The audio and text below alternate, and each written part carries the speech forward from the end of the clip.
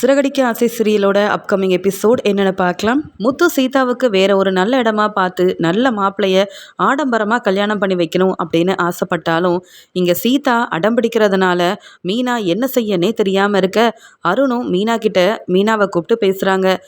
எனக்கு எங்கள் அம்மா வேறு இடத்துல பொண்ணு பார்த்துட்ருக்காங்க. ஆனால் நான் சீதாவை தான் கல்யாணம் பண்ணிக்கணும்னு உறுதியாக இருக்கிறதுனால எனக்கு வேறு வழி இல்லை. நீங்கள் தான் இந்த கல்யாணத்தை முன்னாடி நின்று செஞ்சு வைக்கணும் மீனா. கொஞ்சம் நாளையில் முத்துவும் மனசு மாறிடுவார். நான் செஞ்ச தப்புக்கெல்லாம் முத்துக்கிட்ட கூட மன்னிப்பு கேட்குறேன். அதுக்கு முன்னாடி எனக்கும் சீதாவுக்கும் நீங்கள் தான் கல்யாண ஏற்பாடை செஞ்சு வைக்கணும். உங்களை நம்பி உங்கள் மேலே உள்ள நம்பிக்கையில் தான் இதெல்லாம் நான் பேசிகிட்ருக்கேன். என்னால் சீதாவை மறக்கவும் முடியாது. நீங்கள் வேற ஒரு ஆளை பார்த்தாலும் சீதா கண்டிப்பாக கல்யாணம் பண்ணிக்க மாட்டா. உங்கள் தங்கச்சி வாழ்க்கை மேலே உண்மையாகவே அக்கறை இருந்தால் இந்த கல்யாணத்தை முன்னாடி நின்று செஞ்சு வைங்க அப்படின்னு அருண் ரொம்ப தெளிவாக சொல்லிடுறாரு.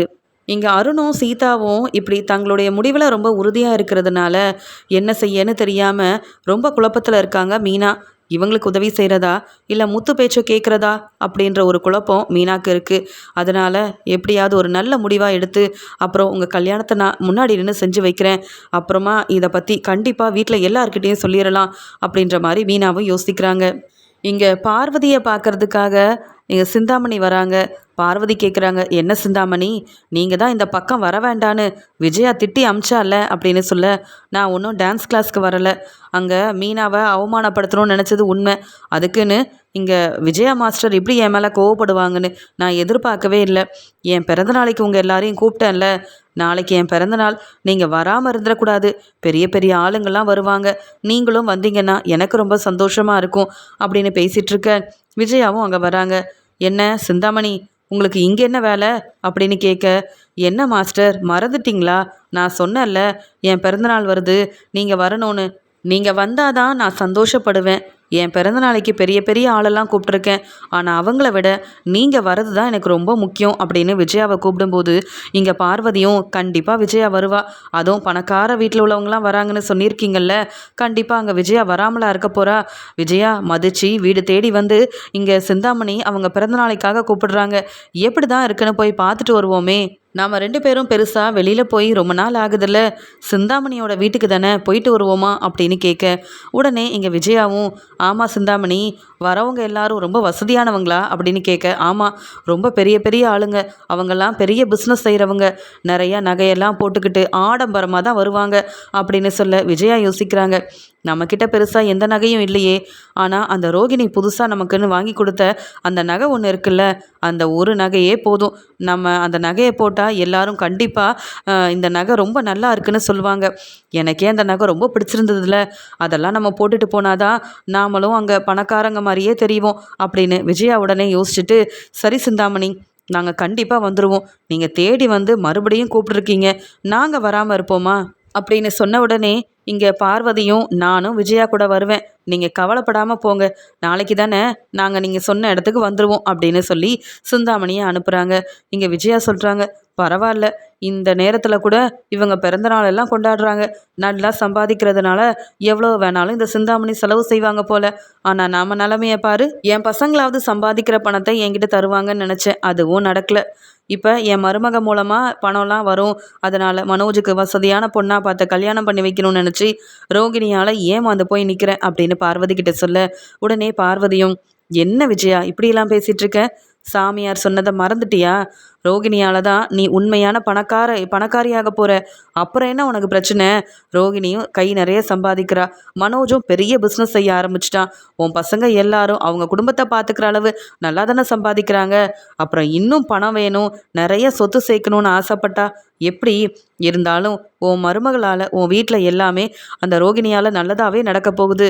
உன் பையன் மனோஜையும் ரோகிணியவும் பிரிக்கணுன்ற எண்ணத்தை மட்டும் விட்டுட்டு அவங்கள சந்தோஷமாக வாழ விடு. அப்போ தான் நீ எதிர்பார்த்த எல்லாமே உனக்கு கிடைக்கும். சாமியார் சொன்னதை ஞாபகம் வச்சுக்கிட்டு நல்லபடியாக ரோகிணிக்கிட்ட நடந்துக்க அப்படின்னு சொல்லி அனுப்புகிறாங்க பார்வதி. உடனே விஜயா யோசிக்கிறாங்க, பார்வதி சொல்கிறதும் சரிதான். இத்தனை நாள் ரோகிணி மூலமாக பணம் வராது, சொத்து கிடைக்காதுன்ற கோவத்தில் இருந்தேன். ஆனால் சாமியார் சொன்னதுக்கப்புறமா மனசு மாறலனா எப்படி? ரோகிணியை நான் நல்லா பார்த்துக்கணும். அப்போ தான் ரோகிணி மூலமாக நான் நினைக்கிற மாதிரி பணம் சொத்துன்னு எல்லாமே நமக்கு தேடி வரும்னு சாமியார் சொல்லியிருக்காங்கல்ல. அதனால் அந்த ரோகிணி செஞ்சது, ரோகிணி பொய் சொன்னதுன்னு எல்லாத்தையும் மறந்துட்டு மன்னிச்சிட்டு மனோஜ் ரோகிணி ஒன்று சேர்ந்து வாழட்டோன்னு நாமளும் முடிவெடுக்க வேண்டியதான் அப்படின்னு விஜயா யோசனை பண்ணிட்டு வீட்டுக்கு கிளம்பி போகிறாங்க. வீட்டுக்கு போன விஜயாவும் ஆடம்பரமாக நாளைக்கு சிந்தாமணியோட வீட்டுக்கு நம்ம நல்ல துணியெல்லாம் உடுத்திட்டு போகணும். அது மட்டும் இல்லாமல் இங்கே அந்த ரோகிணி வாங்கி கொடுத்த புது நகையவும் போட்டுட்டு போகணும் அப்படின்னு எல்லாத்தையும் எடுத்து வச்சிட்ருக்காங்க. அந்த சமயம் அங்கே வந்த ரோகிணியும், ஆண்டி ஏதாவது உதவி செய்யணுமான்னு கேட்க, நீ எதுவும் செய்ய வேண்டாமா, நாளைக்கு நான் ஒரு ஃபங்க்ஷனுக்கு போகிறேன், அதுக்காக தான் இந்த நகையெல்லாம் எடுத்து பார்த்துட்ருக்கேன்னு சொல்கிறாங்க. யார் என்ன ஏதுன்னு கேட்க, அதாம்மா அந்த சிந்தாமணி முதல்ல எனக்கு ஃப்ரெண்டாக இருந்தாங்கல்ல, இப்போ பெருசாக அவங்கக்கிட்ட பேசுகிறதில்ல, ஆனாலும் அவங்க பிறந்தநாள் ஃபங்க்ஷனுக்கு என்னை கூப்பிட்ருக்காங்க. கூப்பிட்டதுக்கப்புறமா போகலன்னா சரிப்பட்டு வராதுல்ல, அதான் கிளம்பி போகலான்னு முடிவெடுத்திருக்கேன் அப்படின்னு சொல்ல, அவங்களுக்கு அப்போ நீங்கள் கிஃப்டெல்லாம் வாங்கிட்டு போகணுமான்னு கேட்க, அவங்க டான்ஸ் கிளாஸில் என் ஸ்டூடெண்ட்டாக இருந்தாங்க, பெருசாக நான் எதுவும் செய்யணும்னு எதிர்பார்க்க மாட்டாங்க, ஆனால் அங்கே பெரிய பெரிய ஆளுங்க பிஸ்னஸ் செய்கிறவங்கன்னு எல்லாரும் வருவாங்களாம். ஏற்கனவே இந்த சிந்தாமணியை பற்றி தெரியும்ல, அவங்க பெரிய டெக்கரேஷன் ஆர்டரெல்லாம் எடுத்து செய்வாங்க, நிறைய பிஸ்னஸ்லாம் வேறு செஞ்சிட்ருக்கிறதுனால அவங்க உண்மையான பணக்காரங்க. அதனால் கிஃப்ட் எதுவும் வாங்கிட்டு போனால் நல்லாயிருக்கும் அப்படின்னு சொல்ல, உடனே ரோகிணி நீங்கள் கவலைப்படாதீங்க, அவங்களுக்கு ஏற்ற மாதிரி ஒரு நல்ல கிஃப்டாக நான் வாங்கி கொடுக்குறேன், நீங்கள் எடுத்துகிட்டு போய் கொடுங்க, உங்களுக்கும் மதிப்பாக இருக்கும்ல. அது மட்டும் இல்லாமல் நாளைக்கு நீங்கள் அங்கே பெரிய அந்த சிந்தாமணியோட பிறந்தநாள் ஃபங்க்ஷனுக்கு போகும்போது நான் உங்களுக்கு மேக்கப்பெல்லாம் பண்ணி விடுறேன். ஏன்னா வரவங்க எல்லாரும் ரொம்ப பெரிய ஆளுங்களாக இருப்பாங்க, நிறைய பிஸ்னஸ் செய்கிறவங்கலாம் வரதுனால அவங்க ரொம்ப ஆடம்பரமாக வருவாங்க. நீங்களும் அப்படி போனாதான் உங்களுக்கும் மதிப்பு மரியாதையாக இருக்கும். அதனால் நான் வாங்கி கொடுத்த நகையெல்லாம் போட்டுட்டு போங்க அப்படின்ற மாதிரி ரோகிணி சொல்ல, பரவாயில்லம்மா ரோகிணி, முன்னாடிலாம் நீ பொறுப்பாக இல்லைன்னு கோவப்பட்டுட்டு இருந்தேன், இப்போ நான் மனசு மாறிட்டேன், நீ சொல்கிறதும் சரிதான் அப்படின்னு சாமியார் சொன்னதால் என்றைக்கும் இல்லாமல் ரோகிணிக்கிட்ட ரொம்ப பொறுமையாக அமைதியாக பேசிகிட்டு இருக்கிறதுனால ரோகிணி ரொம்ப சந்தோஷப்படுறாங்க.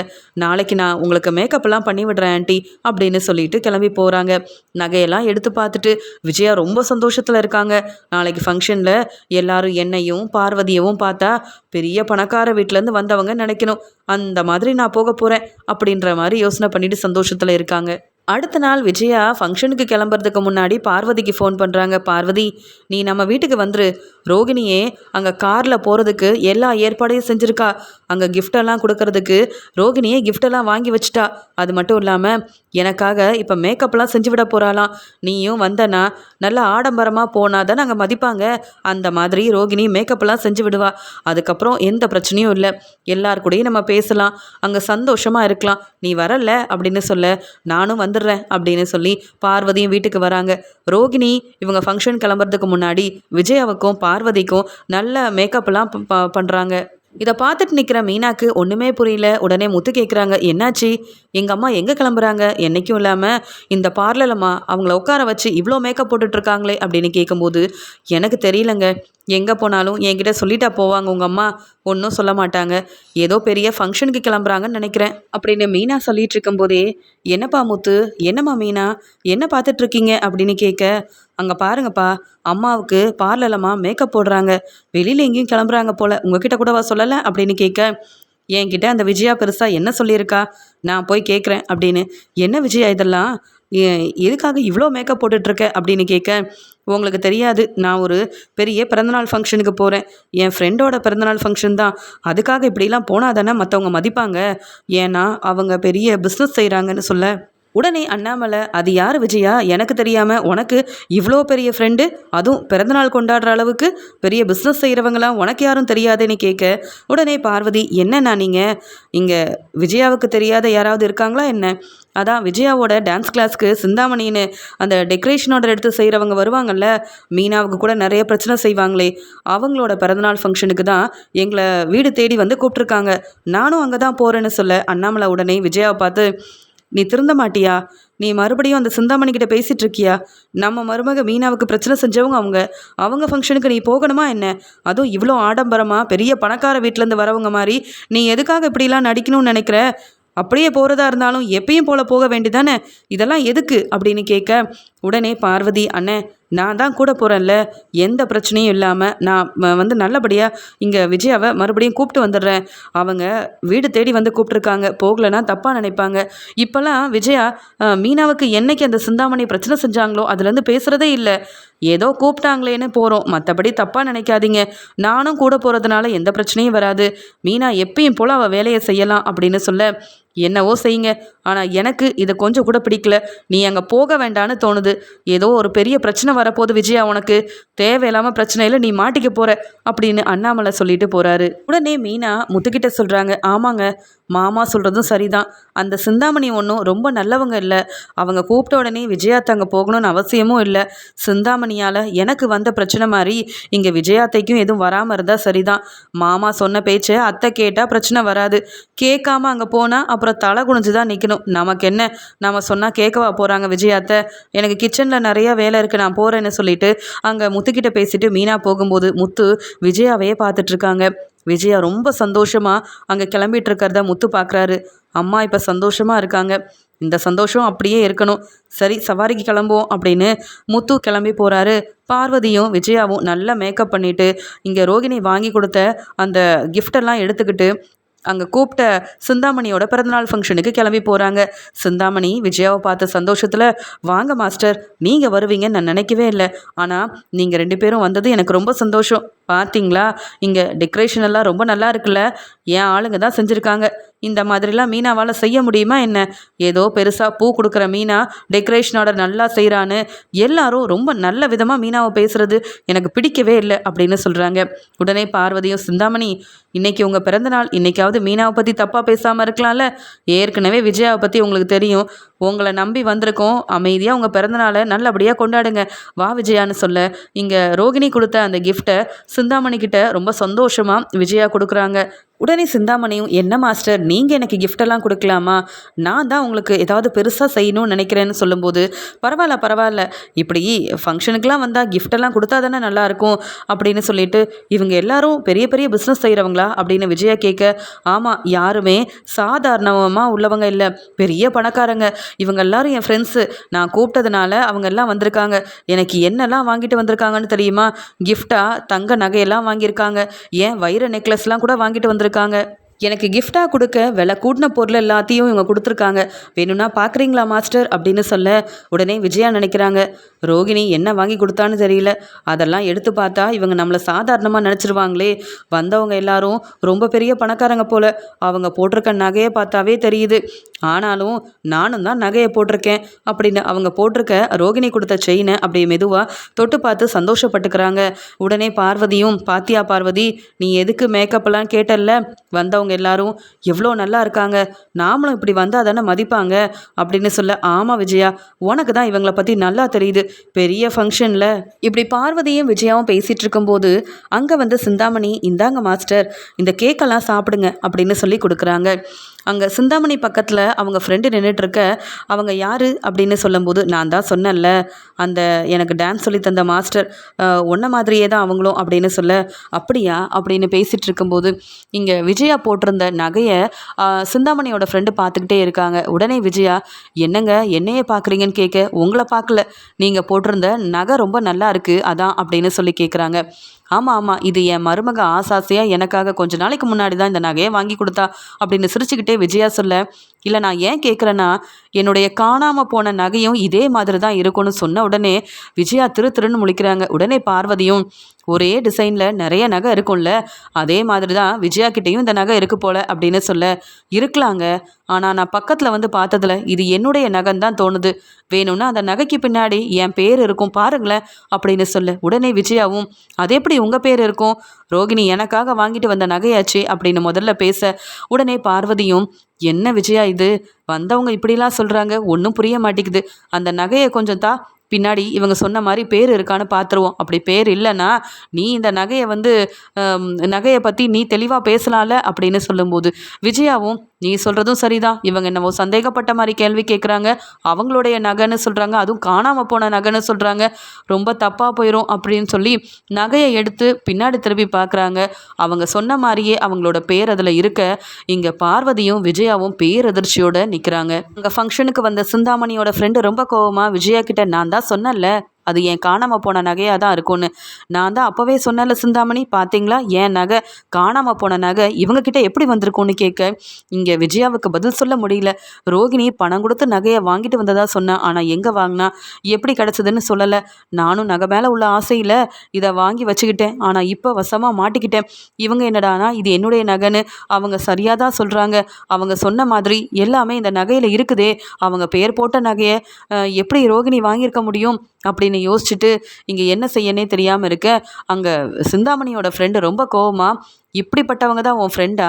இவங்களெல்லாம் உன் பிறந்த நாளைக்கு நீ கூப்பிட்டுருக்கிறியே, நல்ல வேலை இவங்க வந்ததும் சரிதான். அதன் மூலமாக தானே காணாமல் போன என் நகை கிடச்சிருக்கு.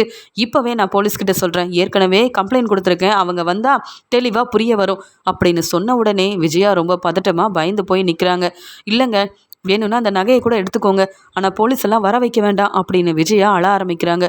உடனே பார்வதியும், பொறுமையா இரு விஜயா, என்ன நடக்குதுன்னு பார்ப்போம், போலீஸ் வந்தால் தெளிவாக நடந்த எல்லாத்தையுமே சொல்லுன்னு சொல்லும்போது, போலீஸ்கிட்ட மாட்டிக்கிட்டா அவமானப்பட்டு நிற்கணும் பார்வதி. இதுக்கு தான் இந்த மாதிரி ஃபங்க்ஷனுக்கெலாம் போக வேண்டாம், சிந்தாமணி கூப்பிட்ட இடத்துக்கு போகாதன்னு என் வீட்டுக்காரர் சொன்னார். நான் தான் கேட்காம ஆடம்பரமான ஃபங்க்ஷன் போனால் எல்லாரும் மதிப்பாங்கன்னு, அதுவும் இந்த ரோகிணி நம்பி அவள் வாங்கி கொடுத்த நகையை போட்டுட்டு வந்தேன்.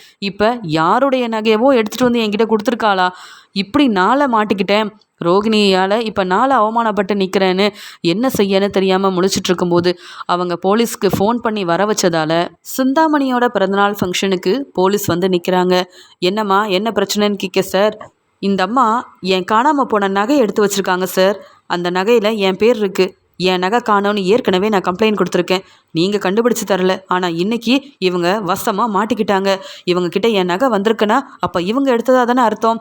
என் நகையை வாங்கி கொடுத்துட்டு இவங்க செஞ்ச இந்த வேலைக்கு இவங்களை சும்மா விடாதீங்க சார் அப்படின்னு விஜயா தான் நகையை எடுத்தாங்கன்னு சொல்லி போலீஸ்கிட்ட அங்கே சிந்தாமணியோட ஃப்ரெண்டு விஜயாவை மாட்டி விட்டுடுறாங்க. உடனே பார்வதியும், இல்லைங்க விஜயா அப்படி செய்ய மாட்டா, ஏதோ ஒரு தப்பு நடந்திருக்கு, இந்த நகையை விஜயா எங்கேயும் வாங்கலை, இவங்க மருமக தான் பணம் கொடுத்து வாங்கிட்டு வந்ததா சொன்னாங்க.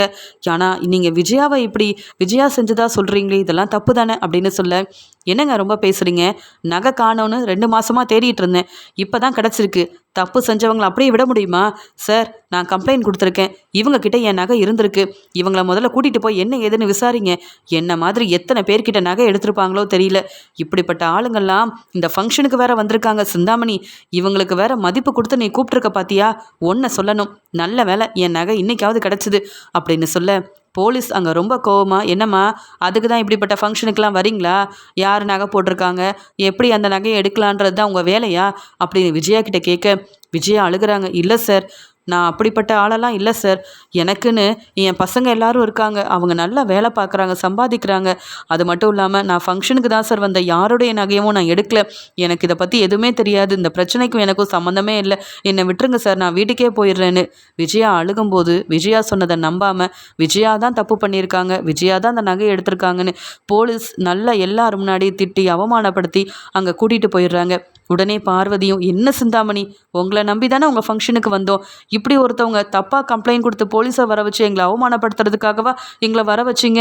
பாவம் விஜயா இங்கே வந்து எவ்வளோ அவமானப்பட்டுட்டா, முதல்ல இதை முத்துக்கிட்டையாவது சொல்லணும், இல்லைனா விஜயா வெளியில் வர முடியாது போலையே அப்படின்னு சொல்லி பார்வதியும் ரொம்ப பதட்டமாக ரொம்ப கோவமாக அங்கேருந்து கிளம்பிடுறாங்க. சிந்தாமணிக்கு ரொம்ப சந்தோஷம். இந்த பார்வதியும் விஜயாவும் மீனாக்கு சப்போர்ட் பண்ணி என்னை எவ்வளோ அவமானப்படுத்தினாங்க, இனி டான்ஸ் கிளாஸ்க்கே வரக்கூடாதுன்னு வேற இந்த விஜயா சொன்னாங்கல்ல, ஆனால் என்னால் எந்த பிரச்சனையும் வரலை, என் ஃப்ரெண்டு போலீஸை வர வச்சு விஜயாவுக்கு சரியான பதில் கொடுத்த மாதிரி தான் இருக்குது.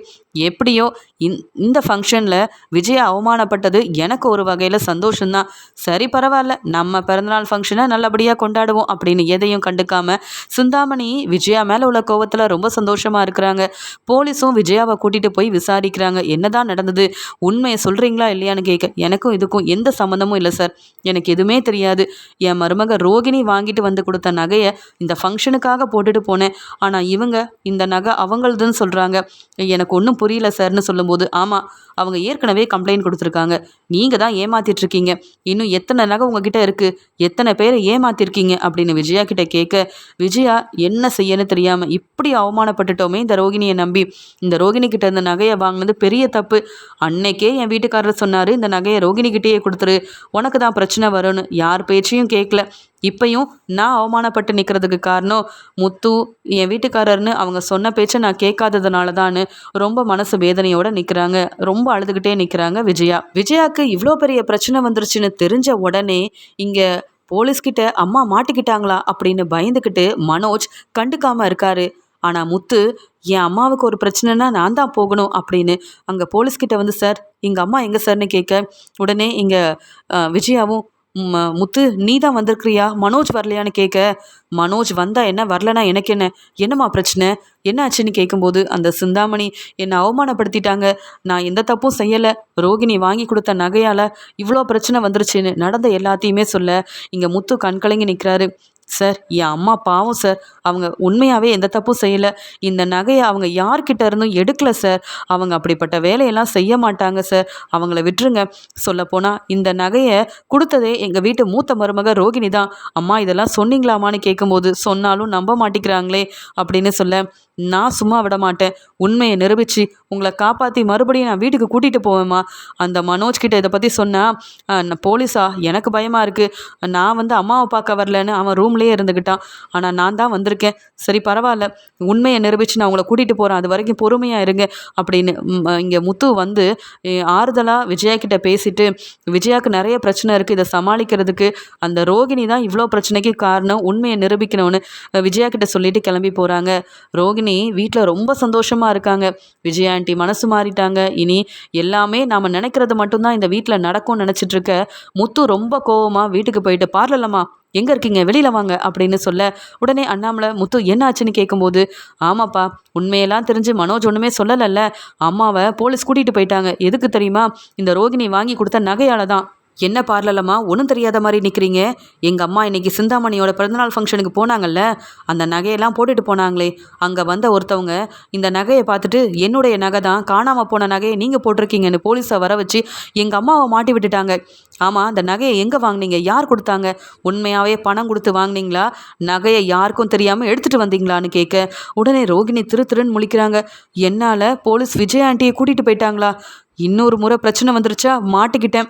இந்த இந்த நகையை நான் சிட்டிக்கிட்டேருந்து தான் வாங்கினேன்னு தெரிஞ்சால் இன்னும் பிரச்சனையாயிருமே அப்படின்னு சொல்லிட்டு சமாளிக்கிறது எப்படின்னு தெரியாத ரோகிணியும் நான் வரேன், நான் போலீஸ்கிட்ட பேசுகிறேன்னு சொல்கிறாங்க. இருக்கட்டும், அந்த நகையை நீங்கள் தானே கொடுத்தீங்க, நீங்கள் வந்து தான் ஆகணும். செஞ்ச தப்பெல்லாம் நீங்கள் தானே. ஏன் அம்மா கஷ்டப்படணுமா? அவங்க என் மேலே பாசம் வைக்கல, என்னை என்னன்னு கூட அவங்க கேட்டது கிடையாது. ஆனால் என் அம்மாவுக்கு ஒரு பிரச்சனைனா நான் பார்த்துட்டு சும்மா இருக்க மாட்டேன் பார்லலம்மா, உண்மையை சொல்லுங்கன்னு சொல்லும்போது முத்து இதுக்கு மேலேயும் நான் உண்மையை மறைச்சி ஒரு பிரயோஜனமும் இல்லை. அந்த நகையை நான் சிட்டிக்கிட்ட இருந்து தான் வாங்கினேன். சிட்டி தான் 1 லட்ச ரூபா பணத்துக்கு அந்த நகையை கொடுத்தாரு. நானும் இதெல்லாம் கொடுத்து விஜயாத்தையோட மனசு மாற்றிடலான்னு நினச்சி வாங்கிட்டு வந்தேன். மற்றபடி இது யார்கிட்ட இருந்து வந்தது, யார்கிட்ட இருந்து சிட்டி வாங்கினான்னு கூட எனக்கு தெரியாது அப்படின்னு சொல்கிறாங்க. இதை கேட்ட மனோஜுக்கு ரொம்ப கோவம் வருது. என்ன செஞ்சு வச்சிருக்க? சிட்டிக்கிட்ட கடன் மட்டும்தான் வாங்கினேன்னு பார்த்தா நகையெல்லாம் வாங்கியிருக்கியா? அந்த சிட்டி யார்கிட்ட இந்த நகையை எடுத்தானோ அவன் மூலமாக இப்போ நீ பெரிய பிரச்சனையை கொண்டு வந்து நிப்பாட்டிட்ட எங்கள் அம்மாவை இப்போ போலீஸ் கூட்டிகிட்டு போயிருக்காங்களே, இது எல்லாத்துக்கும் காரணம் நீ தானான்னு சொல்ல உடனே முத்து சொல்கிறாங்க, இதுக்கு மேலேயும் நான் பொறுமையாக இருக்க மாட்டேன். நீயே வந்து உண்மையை சொல்லு. எங்கள் அம்மா வீட்டுக்கு வரணும். தப்பு செஞ்ச நீ வேணா அங்கே இரு. உன்னால் என் அம்மா அவமானப்பட்டு நிற்கிறாங்க. செய்யாத தப்புக்கு தலை குனிஞ்சு அவங்க ரொம்ப அழுதுட்ருக்காங்க. எல்லாத்துக்கும் காரணம் நீ தானே. உன்னை தானே எங்கள் அம்மா பாசமாக பார்த்துக்கிட்டாங்க, தலையில் தூக்கி வச்சு கொண்டாடினாங்க. இன்னும் எவ்வளோ தான் என் குடும்பத்தை ஏமாத்துவேன்? உன்னை நம்பி என் அம்மா ஏமாந்தது மட்டும்தான் நடக்குது. நீ ஒழுங்காக வந்து போலீஸ்கிட்ட உண்மையை சொல்கிறியா இல்லையான்னு கேட்க ரோகிணியை ரொம்ப கோவமாக அங்கே போலீஸ் முன்னாடி கொண்டு வந்து நிப்பாட்டுறாரு. இங்கே முத்துவும் எல்லா பிரச்சனைக்கும் காரணம் இந்த ரோகிணி தான். நீங்கள் என்ன விசாரித்தாலும் இவங்க கிட்ட இருந்து தான் உண்மை வரும். ஏன்னா அந்த நகையை சிட்டிக்கிட்ட இருந்து தான் இவங்க வாங்கியிருக்காங்க. சொல்லப்போனால் இந்த நகையை இவங்க வேற யார்கிட்ட இருந்து கூட எடுத்துருக்கலாம். அதனால எங்கள் அம்மாவை விட்டுருங்க அப்படின்னு சொல்லும்போது உடனே விஜயாவும் ஆமாம், முத்து சொல்கிறது தான் உண்மை. இந்த ரோகிணியால் தான் இந்த நகை என்கிட்ட வந்தது. ரோகிணி கிட்ட இருந்து வாங்கின நகையை தான் நான் அந்த ஃபங்க்ஷனுக்கு போட்டுட்டு போனேன் அப்படின்னு சொன்ன உடனே இங்கே ரோகிணி ஆன்ட்டி நான் எந்த தப்பும் செய்யலைன்னு சொல்கிறாங்க. விஜய் பலார்னு வெளுத்து வாங்குறாங்க. பாருடி, உன்னால் என் நிலைமையை பாரு.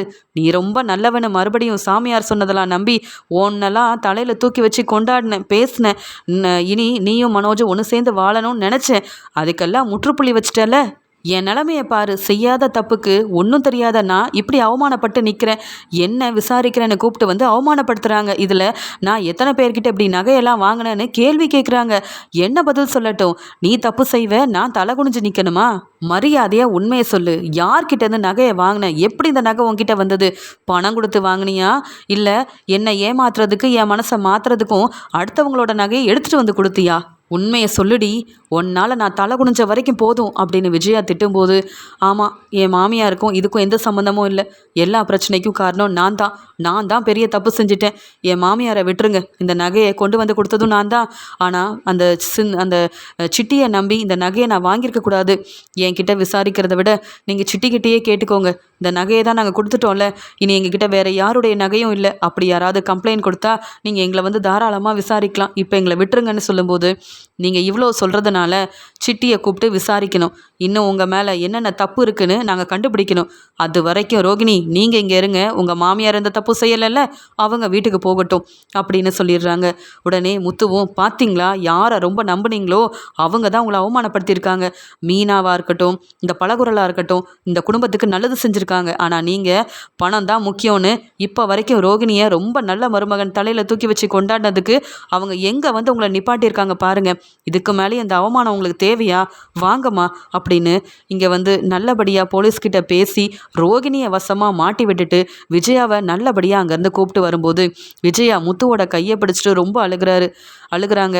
இந்த மனோஜை நம்பினேன், அவன் தான் என்னை காப்பாற்ற வருவான், உண்மையை நிரூபிப்பான், உண்மையை சொல்லுவான், என்னை வீட்டுக்கு கூட்டிகிட்டு போவான்னு நினச்சேன். ஆனால் நீ வந்த உடனே என்னால் தாங்க முடியல. ஆனால் உன்னை நான் என் மகனாகவே ஏற்றுக்காம, உன்னை சரியாக கவனிக்காமல் இருந்தேன். ஆனால் எனக்கு பிரச்சனைனா நீ தானே முத்து வந்திருக்க. என்னோட மகன்னா அது நீ தான் முத்து.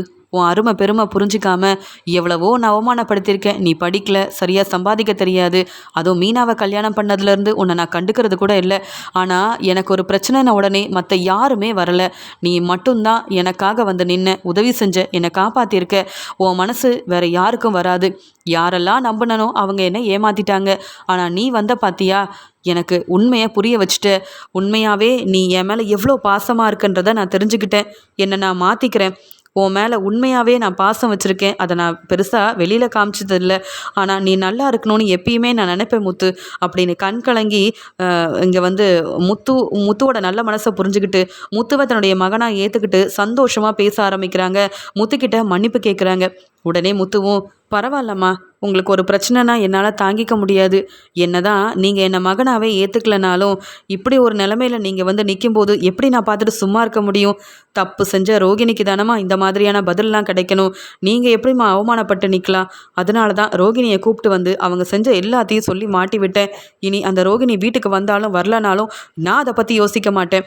ஆனால் என் வாழ்க்கையில் நீங்கள் ரொம்ப முக்கியம் அம்மா அப்படின்னு சொல்லி விஜயா கிட்ட ரொம்ப சந்தோஷமாக கண் கலங்கிக்கிட்டே முத்துவும் பேச முத்துக்கிட்ட மன்னிப்பு கேட்ட விஜயா சந்தோஷப்படுறாங்க.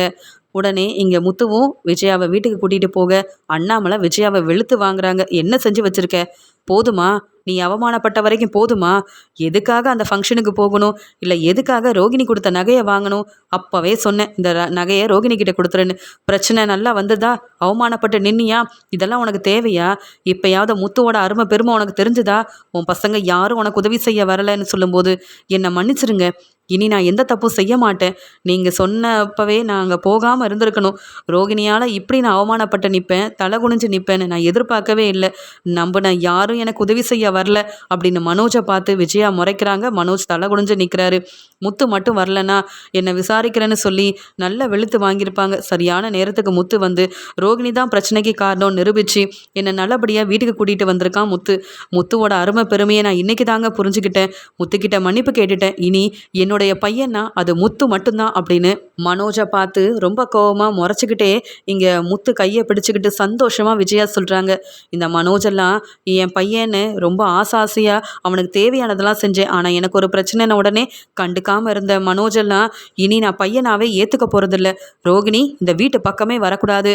இங்கே மீனா தான் என் மருமக, என் பையன் முத்து தான் இனி வந்து என்னை நல்லா பார்த்துப்பான்ற நம்பிக்கை எனக்கு வந்துருச்சு அப்படின்னு மீனா முத்துவை ரொம்ப சந்தோஷமாக ஏற்றுக்கிறாங்க. செஞ்ச தப்பெல்லாம் சொல்லி மீனா கிட்டேயும் முத்துக்கிட்டேயும் மன்னிப்பு கேட்டு மனசு மாறுறாங்க விஜயா. ரோகிணியால விஜயாவுக்கு பிரச்சனை வந்து அவமானப்பட்டு நின்னாலும் அதன் மூலமா முத்துவோட அருமை பெருமையை தெரிஞ்சுக்கிட்டு விஜயா மனசு மாறி மன்னிப்பு கேட்டதால மீனா ரொம்ப சந்தோஷப்படுறாங்க.